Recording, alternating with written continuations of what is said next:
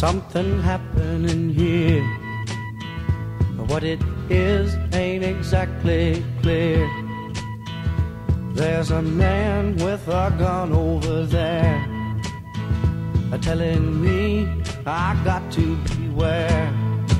I think it's time we stop. Children, what's that sound? Everybody look what's going down.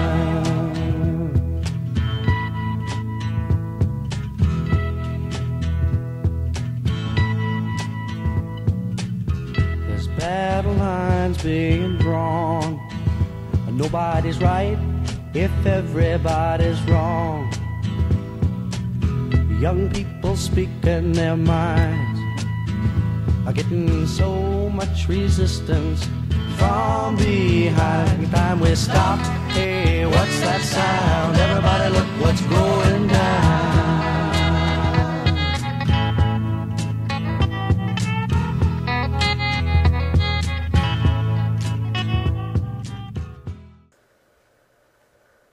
Let's take a look at the timeline for U.S. involvement in Vietnam. In 1945, the United States began speaking to Ho Chi Minh, who told us he wanted to restore his country from the French and Japanese control. Not considered a threat to our interests, the U.S. worked closely with Ho Chi Minh, who was the founder of the Viet Minh. His betrayal of the U.S. led to the Vietnam War and unrest in America. Things back in the United States were heating up, and the people were upset about the war, civil rights, and the country. In the turbulent time, John F. Kennedy was elected President of the United States, but then assassinated a short time later. In 1965, the U.S. began using Agent Orange to kill trees and foliage to help our troops and keep the enemy from hiding in the jungles. We also began Operation Rolling Thunder, which was a bombing campaign that lasted for 3 years with continuous air bombings of the enemy. People in America were confused about Vietnam. Politicians weren't telling the public much about the war, and the civil rights were a big issue as well. This brings us to 1968, which was a very big year. In 1968, the North Vietnam Army began to surround the remote marine base called Khe Sanh. The troop buildup led to the controversial strategy by the U.S. military that would ultimately lead to many events. The battle lasted 77 days. At the end of the fighting, there were 10,000 to 15,000 North Vietnamese dead, with only 250 U.S. Marines. One survivor said the landscape around Khe Sanh looked like craters on the moon. U.S. forces estimated that the North Viet Cong would be greatly impacted if the U.S. was able to limit their ability to receive supplies for the fighting along the Ho Chi Minh Trail.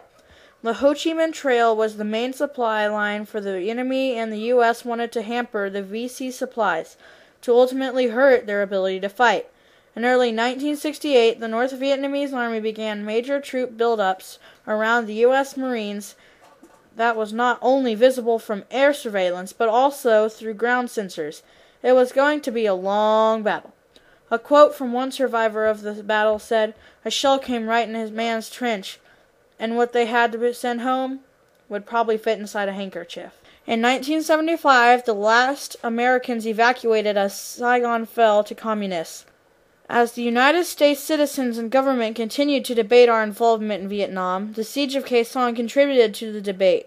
We were unable to navigate the jungles both physically or emotionally. Political unrest in the U.S. or our experience in the terrain and the conditions of the war proved too much for the troops in our country. We failed to stop the spread of communism. Khe Sanh was a United States Marines military base in the Republic of Vietnam, the South, constructed near the border with Laos and the Northwest Hills. It was a remote base and had an airstrip the French had used years before. From the start, Khe Sanh became the most controversial battle of the war, bringing the first serious debate on U.S. military strategy in Vietnam.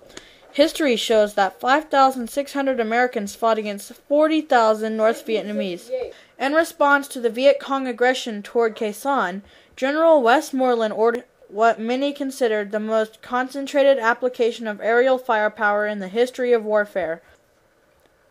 On an average day, 350 tactical fighter bombers, 60 B-52s, and 30 light observation or reconnaissance aircraft operated in the skies near the base.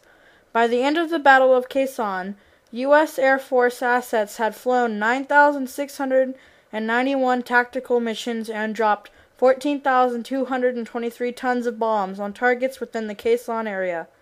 Marine Corps aviators had flown 7,098 missions and released 17,015 tons.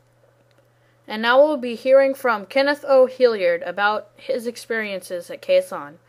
And there was like 70,000 NVA that were moving in our direction, and our job was to be a blocking force for these NVA troops that were moving down. That night, the NVA decided to hold a party for us. From the 20th on, we were shelled day and night, every day. When it wasn't raining, the heat was around 125, 30 degrees. You stayed soaking wet all the time, if not from rain, but from sweat. According to a December 15th interview with Master Sergeant Mr. B, a Vietnam vet that was a member of the SOG 5th Special Forces Group, the Battle of Khe Sanh was the bloodiest place in Vietnam. It was as if the skies were raining death and destruction. He would not allow us to use his name, but would tell us that he was working with intelligence in Khe Sanh. He had participated in many SOG activities including intelligence gathering, extracting downed pilots from aircraft, freeing prisoners of war, and assassinations. He could not believe how the earth had been destroyed by the power of the bombs. He said that the Viet Cong's dead bodies were spread out on the valley floor like a carpet. It was overwhelming to him, and he does not like to remember much about Vietnam. The Battle of Khe Sanh lasted more than 2 months. At one point, General Westmoreland considered using tactical nuclear weapons, but President Johnson did not approve. In the end, the continual bombing of the area around Khe Sanh attracted the attention of the American public and the press. They didn't understand the relentless bombing for over 2 months, and then closing the base down in July, 6 months after the siege began. It made no sense. The country was being torn apart with demonstrations on college campuses and in Washington, D.C. President Kennedy, his brother, and Martin Luther King had all been assassinated, and Americans all wondered what was happening in Vietnam and in our country. People were rioting in the streets and protests were demonstrating against the war. Not to mention, our soldiers returned to their country, only to be called baby killers with people spitting at them and yelling obscenities. President Johnson refused to run for the next election for president, and Richard Nixon was elected the President of the United States. As he had promised in his campaign, Nixon did end the war in Vietnam, but communism won after 30 years of fighting. And at the end of it all, communism continued to overtake the country as it had in the beginning in 1945. Khe Sanh was the battle that helped us realize that the Viet Cong just keep coming. No matter how many bombs were dropped, it was their country and their way of life, not ours. As the United States citizens and government continued to debate our involvement in Vietnam, the siege of Khe Sanh contributed to the debate. We were unable to navigate the jungles both physically or emotionally. Political unrest in the U.S., our experience in the terrain, and the conditions of the war proved too much for the troops in our country. We failed to stop the spread of communism.